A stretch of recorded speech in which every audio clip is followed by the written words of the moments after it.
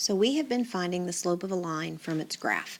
We've had the graph, we've picked 2 points, we've drawn our slope triangles, we've counted the vertical change, the rise, the change in y, we've counted the horizontal change, the change in x, the run, and we've calculated the slope. It's all been fine, but a graph is not the only representation of a function or a line. We've looked at several representations, and a table is another representation of a function or a line. Sometimes a graph's not convenient. Sometimes you've got big numbers, or sometimes it's just hard to draw a graph if you've not been given a graph. So we're going to look at how to do this with a table. Notice these are all tables. We could plot these points. We could graph these. We could do this the way we've been doing.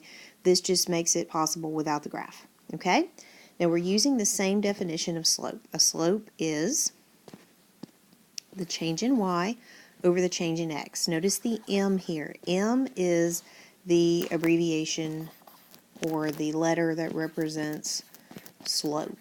You can Google and find out why m is used.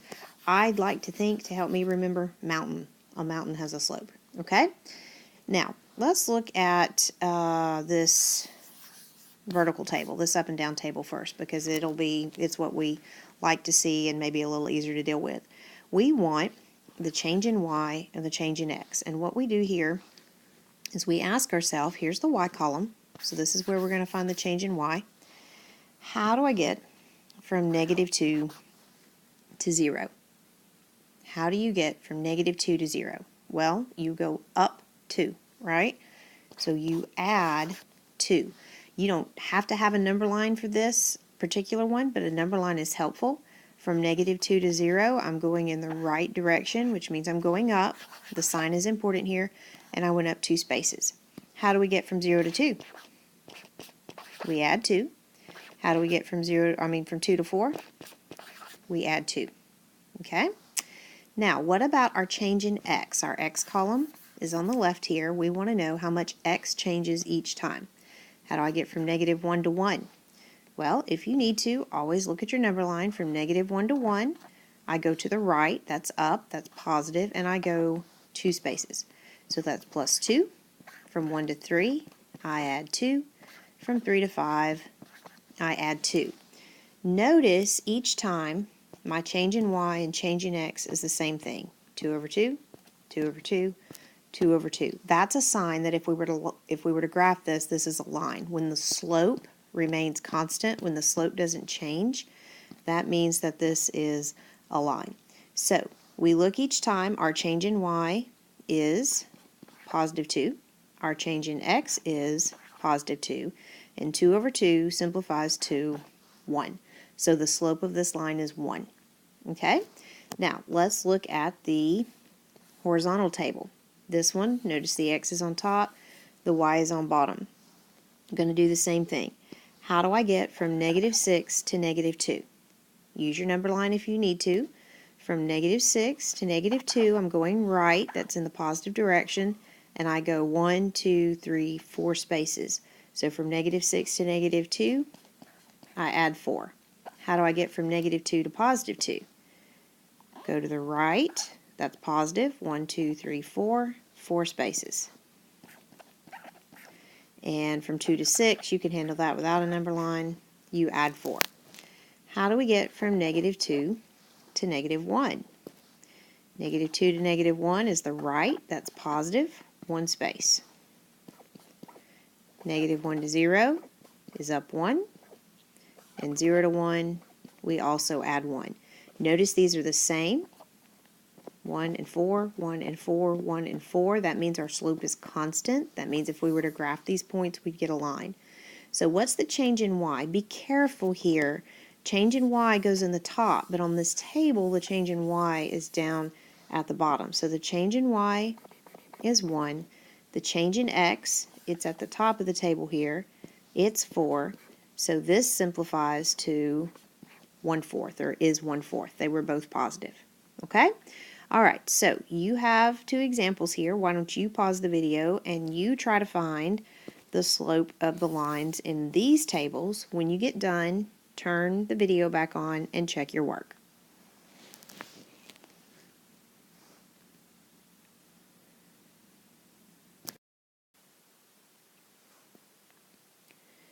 So for the horizontal table, I got -1/4. Don't forget, the y is on the bottom. The y's are on the bottom of the table, but the change in y always goes in the numerator. Notice since the change in y was negative, these all went down 1. The change in x was positive. My final slope is negative. This would be a nice negative. This got a little crowded, but the answer is -1/4. The vertical table, my change in y was 1, my change in x was 5, so my slope was 1/5.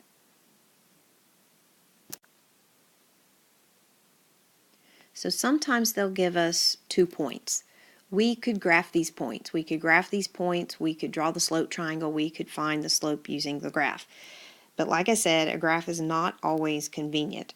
So we are going to use what we're going to call a mini table, because it's just going to have 2 points in it, to find the slope between these points. So this line, we're finding the slope between the points 2, 2 and 5, 3.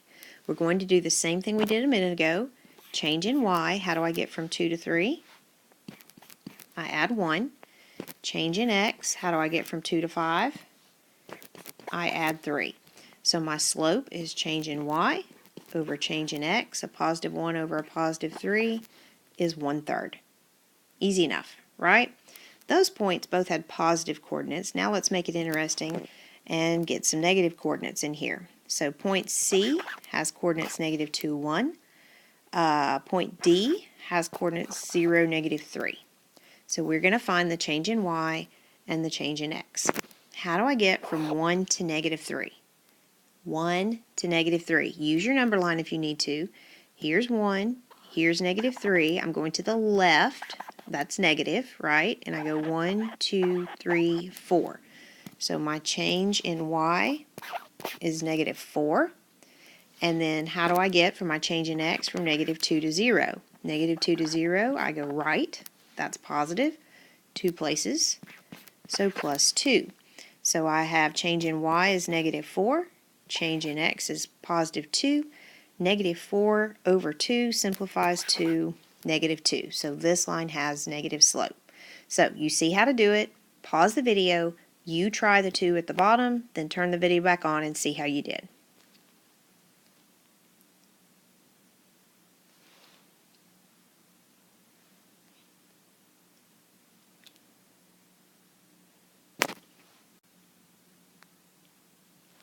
So for the first set of points, j at -7, -4, and k at -3, -2, I got the slope 1/2. I want you to notice it does not matter which order you put the points in the table, which one's first, which one's second, but I put these with this way to show you something. If both of your changes are negative, a -2, a -4, the way I put mine in the table, I went down 2 for my change in y, I went down 4 for my change in x, and I got a negative over a negative. Remember, a negative divided by a negative is a positive. So if both your changes are negative, that means that line has positive slope. The second one is one of our special cases. I hope you recognized it. We got 0 divided by something.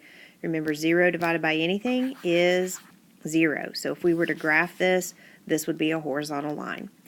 If you have any questions, ask Miss Gibbs. Let her check your notes, and then you can get them in your notebook.